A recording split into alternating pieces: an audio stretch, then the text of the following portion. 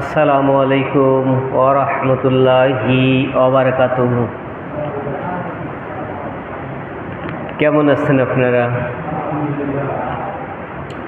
আলহামদুলিল্লাহ আলহামদুলিল্লাহি নাহমাদুহু ওয়া নাস্তাঈনুহু ওয়া নাস্তাগফিরুহু ওয়া নু'মিনু বিহি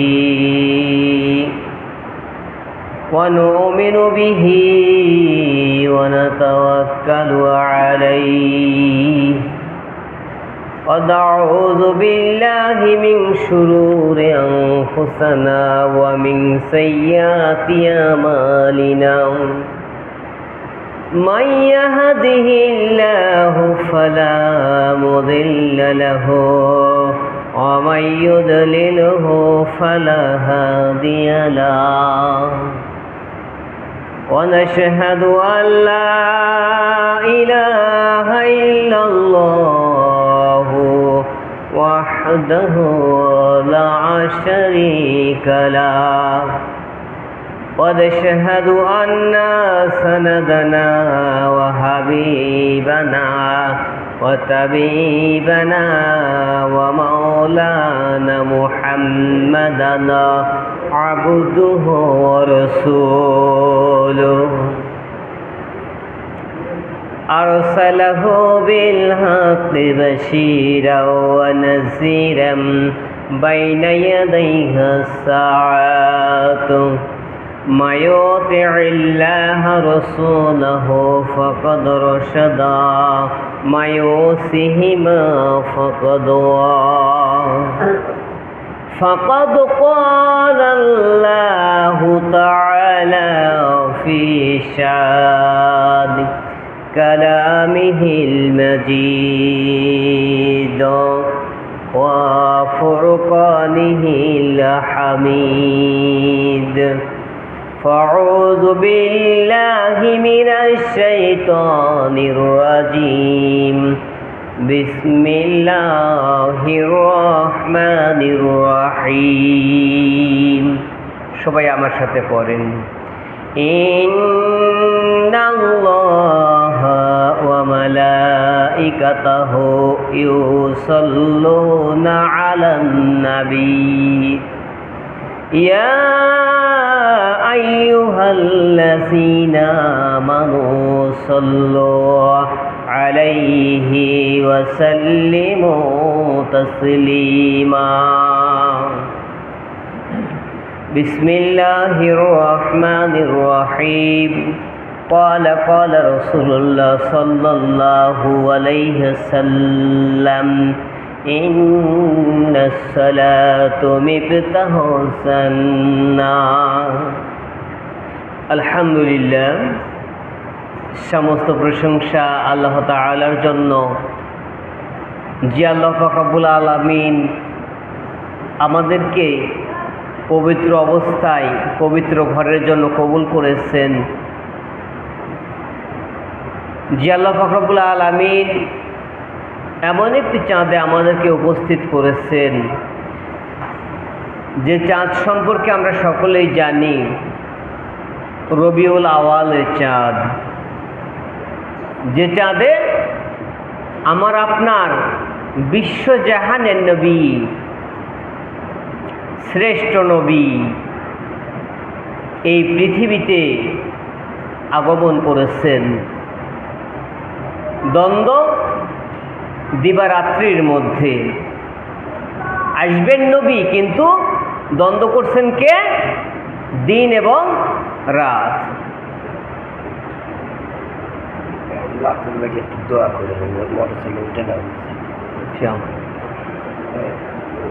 হাজিরিন,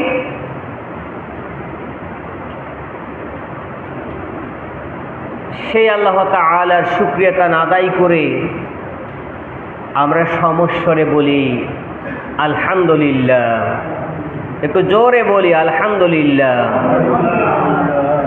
লক্ষ্য করি, দরুদ ও সালাম পেশ করি সেই রাসূলের প্রতি, যিনি আমার আপনার সকলের রাসূল, যে রাসূলের এই মাসেই জন্ম, जिनार प्रति আল্লাহ নিজে সালাম প্রেরণ করেছেন। সুবহানাল্লাহ বলবেন না? এত বড় একটা খুশির সংবাদ। আল্লাহ রহমতের ফেরেশতারা সালাম দিয়েছেন।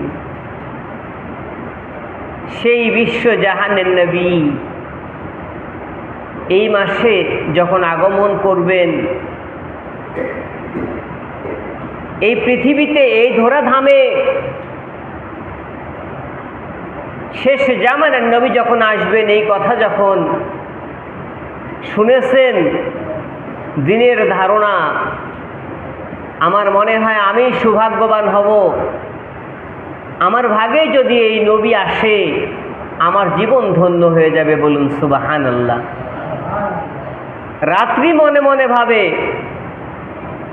আমার মনে হয় পিয়ারা নবী, দিনের নবী, আমার মনে হয় আমার ভাগেই আসবে। আর আমি রাত্রের মধ্যে যদি পেয়ারা নবী আসে, আমার জীবনটা ধন্য হয়ে যাবে। দিন প্রতিযোগিতা করছে নবীরে পাওয়ার জন্য, রাত্রি প্রতিযোগিতা করছে নবীরে পাওয়ার জন্য। কেন? হোয়াই? কারণ হচ্ছে, যার মাঝে নবী করিম সাল্লাল্লাহু আলাইহি সাল্লাম আসবেন, তার মর্যাদা আল্লাহ পাক রব্বুল আলামিন বেশি করে দিবেন। বলুন সুবহানাল্লাহ। যেমন উম্মতি মুহাম্মদের ভাগে যখন পেয়ারা নবী এসেছে, উম্মতি মুহাম্মদের মর্যাদা বেশি করে দিয়েছেন।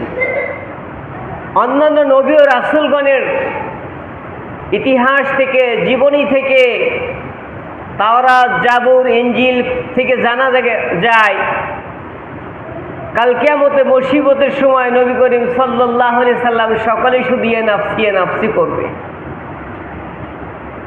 আর শেষ জামানার নবীর উম্মতের এত ক্ষমতা আল্লাহ দিবেন যে আগেকার নবী ও পয়গম্বরের সমকক্ষ হিসেবে আল্লাহ পাক রব্বুল আলামিন কাছে তার মর্যাদা দান করবেন। সুবহানাল্লাহ বলবেন না?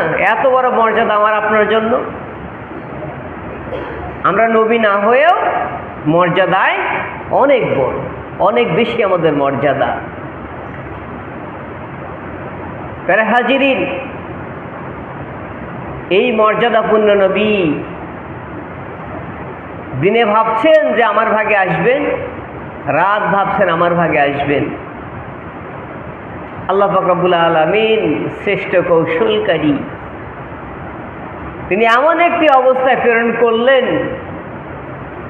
না দিন না রাত।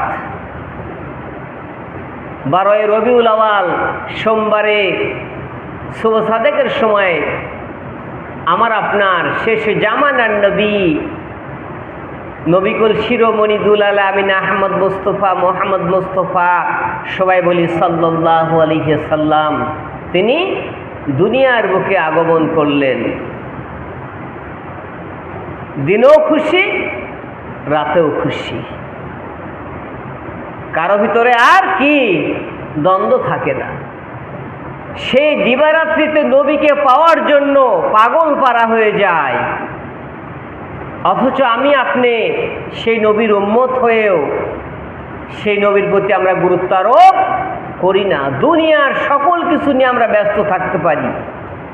সম্ভবত সামনে মঙ্গলবারে দিবাগত রাত্রি, সেটাই হবে নবী করিম সাল্লাল্লাহু আলাইহি সাল্লামের জন্মবার্ষিকী। যদিও ইসলাম জন্মবার্ষিকীকে প্রাধান্য দেয় না। বর্তমান নিজের বাপের জন্মদিন কবে আমরা মনে রাখি না, নিজের মায়ের জন্মদিন কবে আমরা মনে রাখি না, নিজের বাবা কবে মারা গেছে সেটাও আমাদের স্মরণ নেই, নিজের মা মারা গেছে কবে সেটাও আমাদের স্মরণ নাই। কিন্তু পরিপূর্ণ বাবা মাকে নিয়ে এত ব্যস্ত, যেটা ইসলাম কখনো অ্যাকসেপ্ট করে না, সেটাকে কখনো গ্রহণ করেন না।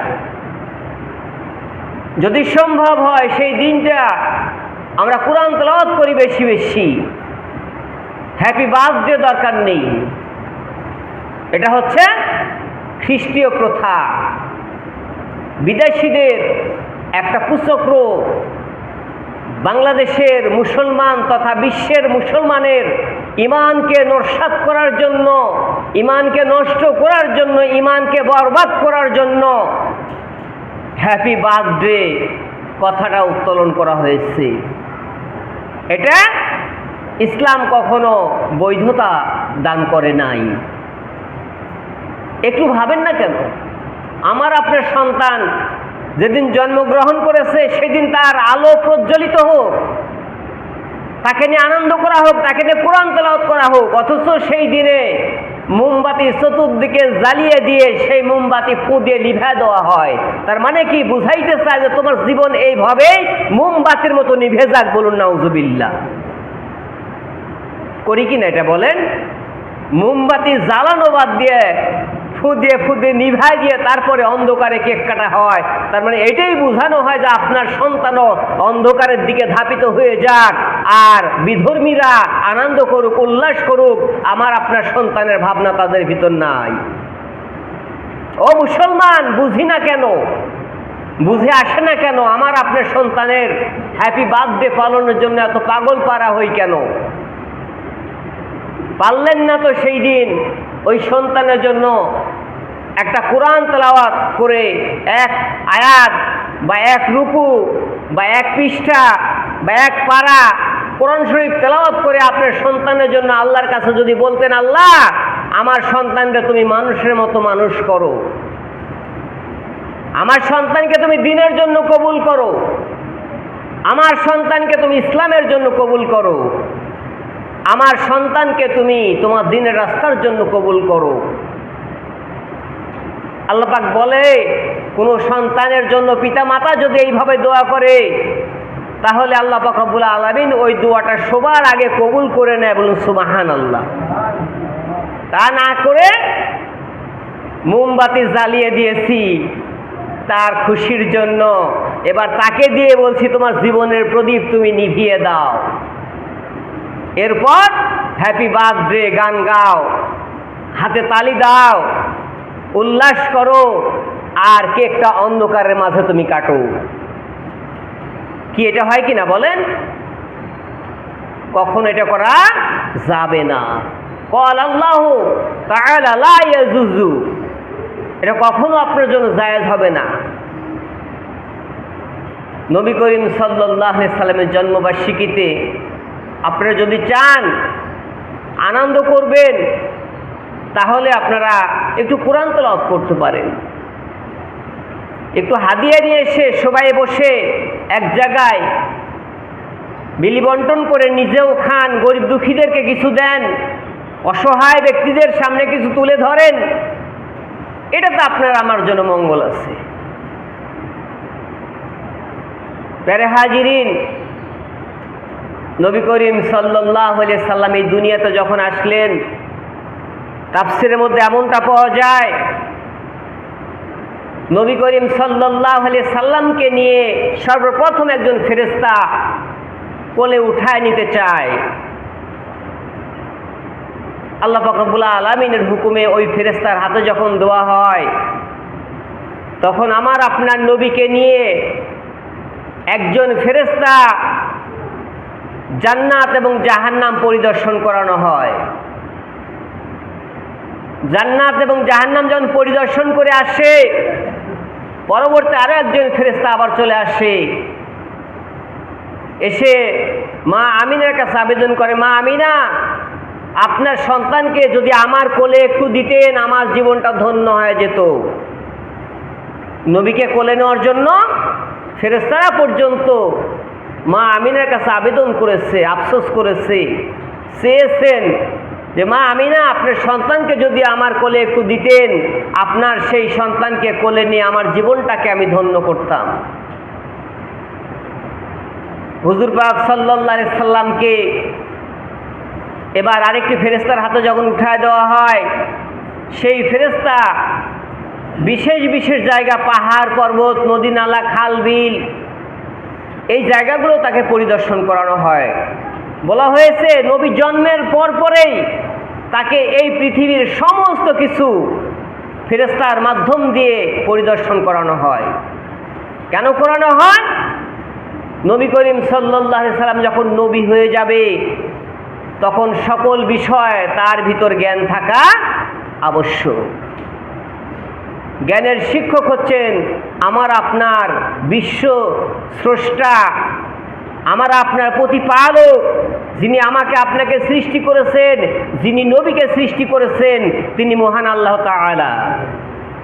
তিনি এই কৌশল করে তাকে এই দৃশ্যগুলো দেখালেন এবং জানালেন যে হে নবী, ভবিষ্যতে এইগুলো নিয়ে আপনাকে প্রশ্ন করা হবে, আপনাকে মানুষ জানতে চাইবে, এগুলো সম্পর্কে আপনাকে মানুষ প্রশ্ন করবে, সেখানে আপনার কোনো বাধাপ্রাপ্ত হওয়ার অবকাশ নেই। আমি আল্লাহ পাক রব্বুল আলামিন শিক্ষক হিসাবে সমস্ত কিছু আপনার সামনে তুলে ধরবো। বলুন সুবহানাল্লাহ। তার হাজিরিন, 12 রবিউল আওয়াল সোমবারে দিবাগত রাত্রিতে শুভ সাদেকের সময় আমার আপনার নবী যখন পৃথিবীতে আসলেন, এই পৃথিবী তখন ধন্য হয়ে গেলেন। বলা হয়েছে এই নবীকে যদি সৃষ্টি না করা হইতো তাহলে এই পৃথিবীকে সৃষ্টি করা হতো না। অনেকেই বলে হুজুর এই কথাগুলো কেমন কেমন লাগে। কেমন কেমন লাগবে তো, আপনি তো ইসলাম বিদ্বেষী, আপনি ইসলামের কথা সহ্য করতে পারেন না, আপনি ইসলাম নস্যাৎ করার জন্য আপনি পাগল হয়ে আছেন, আপনাকে তো কেমন কেমনই লাগবে। কারণ একই জায়গায় একই বাপের 5টা সন্তান থাকে, এক সন্তান বলে আমার বাবা খুব ভালো, বলে না আমার বাবা অমায়িক ব্যবহার, আমার বাবার মতো বাবা পাওয়া মুশকিল, 1000-এ একটাও পাওয়া যাবে না। ওই ভাইদের মধ্যে আরেক ভাই যা বলে সব নষ্টের মূল এই বুড়া আছে না, এই বুড়াটাই নষ্টের মূল, বাড়িটাই শেষ করে দিল, সংসারটাই শেষ করে দিল। যে মুরব্বী সমস্ত কিছু বুকে আগলায় তার সম্পদ ধরে রেখেছে, আর আজকে ওই সন্তানের কাছে টাকার ভালো লাগে না। এরম লোক থাকবে, এটা স্বাভাবিক, এটা পৃথিবীর নিয়ম। জন্মলগ্ন থেকে কাল কিয়ামত শুভ সাদেক পর্যন্ত এই ধরনের লোক পাওয়া যাবে, এর মধ্যে কোনো প্রকার সন্দেহ নাই। তবে নিঃসন্দেহ এই কথা সত্য, নবী করিম সাল্লাল্লাহু আলাইহি সাল্লামকে যদি সৃষ্টি না করতেন এই পৃথিবীকে সৃষ্টি করা হতো না। কারণ আমার আপনার নবীর মর্যাদা আল্লাহ পাক রব্বুল আলামিন বর্ধিত করবেন বলে তাকে এমন একটি কৌশলে রাখলেন, এমন একটি সিস্টেমে রাখলেন, ইচ্ছে করলে প্রথম নবী হিসাবে পাঠাইতে পারতেন। একের পর এক বাবা আদম হইতে শুরু করে যত নবী ও রাসূল এসেছে, যত পীর পয়গম্বর এসেছে, সমস্ত পীর পয়গম্বরের শেষে খাতামান নবী হিসেবে উপাধি দান করলেন এবং সবচাইতে মর্যাদা দান করলেন এবং সবচাইতে বড় গ্রন্থ মহাগ্রন্থ আল কুরআনুল কারীম তাকে দান করলেন। তার মাঝে মাহে রমজানুল মুবারক দান করেছে।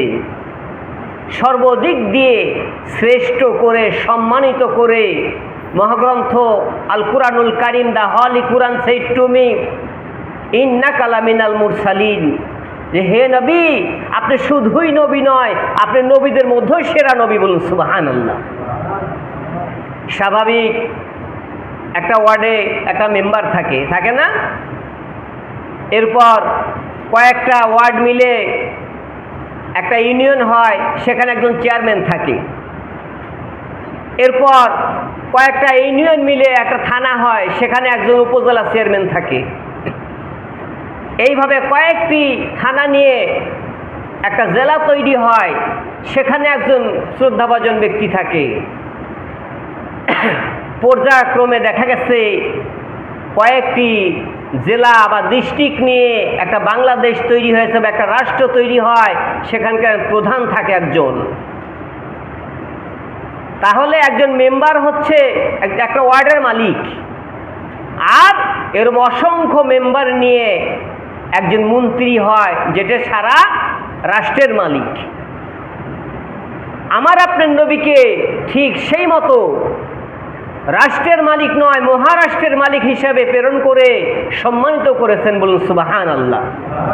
তার মর্যাদা এত বেশি করেছে যে মর্যাদার কথা আমি আপনি মুখে বর্ণনা করে আমার আপনার জীবন শেষ হয়ে যাবে, আমার আপনার জীবন মানে বিনষ্ট হয়ে যাবে, এরপরেও বর্ণনা করে শেষ করা সম্ভব নয়। মহাগ্রন্থ আল কুরআনুল কারীমের মধ্যে যখন আমরা এই আয়াতগুলো পড়ি তখন আসলেও বুকের ভিতর ধরফর করে উঠে, মনে হয় কি না কি হয়ে যাচ্ছে। কারণ যারা বুঝে তাদের ভিতর কষ্ট লাগবে, যারা বুঝে না তাদের ভিতর কষ্ট মোটেও লাগবে না। আপনি একটা বই পড়ছেন, সে বইয়ের অর্থ যদি আপনি বুঝেন, দেখবেন ওই বই আপনাকে পড়তে বারবার ভালো লাগবে। আপনি অঙ্ক ক্লাসে মাস্টারের কাছে গেছেন, আপনি অঙ্ক যদি ভালো বুঝেন, আপনাকে ওই ক্লাস করতে এমনি এমনি ভালো লাগবে। আপনি ইংরেজি যদি ভালো বুঝেন, দেখবেন যে ইংরেজি ক্লাস করতে আপনাকে এমনি এমনি ভালো লাগবে। কিন্তু ইংরেজি যদি আপনি না বুঝেন, তখন আপনি কিভাবে ক্লাস ফাঁকি দিবেন সেই চিন্তা ভাবনা করবেন। আজকে না গেলেই হয়, কিভাবে ওই স্যারকে ফাঁকি দেওয়া যায়, ক্লাস টাইমে বাহিরে থাকা যায় কি না, ক্লাসের যখন সময় হয়ে যাবে খোঁজ নিয়ে আসা ওই স্যার আজকে আসছে কি না, যদি না এসে থাকে তাহলে তো ভালোই হতো, গোলেমালে দিনটা কাটানো হতো। যারা কোরআন বুঝে, যারা ইসলাম বুঝে, কোরআনের অর্থ যারা বুঝে, তাদের হিসাব আর যারা অর্থ বুঝে না তাদের হিসাব কখনো এক হবে হবে নাকি? আমরা তো মুসলমান, আমাদের কোরআন বোঝার দরকার আছে না? আছে কি না বলেন? কোরআন তো আমাদেরও বুঝতে হবে। এখন হয়তো বা মনে করছে হুজুর আমার বয়স হয়ে গেছে, তাহলে তো আমি বুঝতে পারছি না। আমাদের ছেলে মেয়েদেরকে দিয়ে বোঝানোর চেষ্টা করি, তারা যখন বুঝবে, তারা যখন শিখবে। আর কিছু না হলে আপনি যখন রুকুতে দাঁড়াবেন, মানে নামাজে দাঁড়াবেন, তখন আপনি পাওটা সোজা না করে যখন বাঁকা করে দাঁড়াচ্ছেন, তখন আপনার সন্তান এসে বলবে, বাবা পাওটা এইভাবে বাঁকা না করে আপনি সোজা করে দাঁড়ান। কারণ ইসলামে এইভাবেই বলা হয়েছে যে নামাজে দাঁড়াইতে হইলে পাও সোজা করে দাঁড়াইতে হয়। আমি তো জানি না, আমার সন্তান জানে, তখন আমার সন্তান আমাকে শিক্ষা দিবে, কথা ঠিক কিনা? আর আমার সন্তানও যদি না জানে, তাহলে তো আমার জীবন এইভাবেই চলে গেছে, আমার সন্তানের জীবনে এইভাবেই যেতে থাকবে, তারপরে প্রজন্মটা এইভাবেই যেতে থাকবে। আমরা মসজিদের ভিতরে অনেকে প্রবেশ করি, মসজিদে প্রবেশ করার দোয়াটাও জানি না, কোন পাও সর্বপ্রথম দিয়ে মসজিদে প্রবেশ করব এটাও কিন্তু অনেকে জানি না। যারা হাজিরিন, বয়স দেখা যাচ্ছে 40 পার হয়ে গেছে, 60 পার হয়ে গেছে, এখনো কোন পাও দিয়ে মসজিদের ভিতর প্রবেশ করতে হয় সেটা কিন্তু আমরা জানি না। সর্বপ্রথম মসজিদে যখন আসবেন তখন ডাইন পাও ভিতরে দিয়ে আপনি ঘরে প্রবেশ করবেন। এরপর মসজিদের দরজা তো একটা, তিনটা থাকে সচরাচর, মাঝখানে ইমাম বরাবর একটা, প্রত্যেকটা মসজিদে দরজা থাকে কেন? এর পিছনেও কারণ আছে। দেখবেন আপনি যখন মসজিদের ভিতরে প্রবেশ করবেন, মাঝখানের দরজা দিয়ে আপনি প্রবেশ করছেন, শয়তানের আশা পরে আপনি ডান দিকে না যা বাম দিকে আপনাকে ঠেলে নিয়ে চলে যাওয়া হচ্ছে। খেয়াল করে দেখবেন, মসজিদে প্রবেশ করার পর আপনি ডান দিকে যেতে ভালো লাগে না, বাম দিকে কেন যেন আপনার মনে এমনি এমনি টান হয় যে বাম দিকে যাব। মসজিদ পবিত্র জায়গা, এখানে সবাই সমান, তারপরেও ডান দিকের মর্যাদা কিন্তু আল্লাহ পাক রব্বুল আলামিন অবশ্যই বেশি করে দিয়েছেন। যার কারণে আপনাকে চেষ্টা করতে হবে, ডান দিকে আপনাকে আগে যেতে হবে। ডান দিকে যদি আপনি জায়গা না পান, এরপর আপনি বাম দিকে যাওয়ার সিদ্ধান্ত নেন। ডাইনে ফাঁকা পড়ে আছে, আপনি বাম দিকে কেন চলে যাচ্ছেন? শয়তান আপনাকে আসোয়াসা দিয়ে বাম দিকে টেনে নিয়ে চলে যাচ্ছে। তার কারণ শয়তানের আসোয়াসা এখানে কাজ বেশি করেছে। হাজিরিন, দীর্ঘায়িত করতে পারছি না।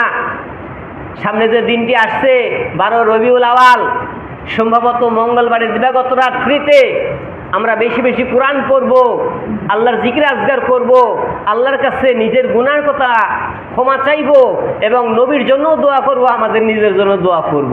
সেই তৌফিক যেন আল্লাহ পাক রব্বুল আলামিন আমাকে আপনাকে সকলকে দান করেন। সবাই বলুন আমিন। ওয়া আখিরু দাওয়ানা আলহামদুলিল্লাহি রাব্বিল আলামিন। আপনাদের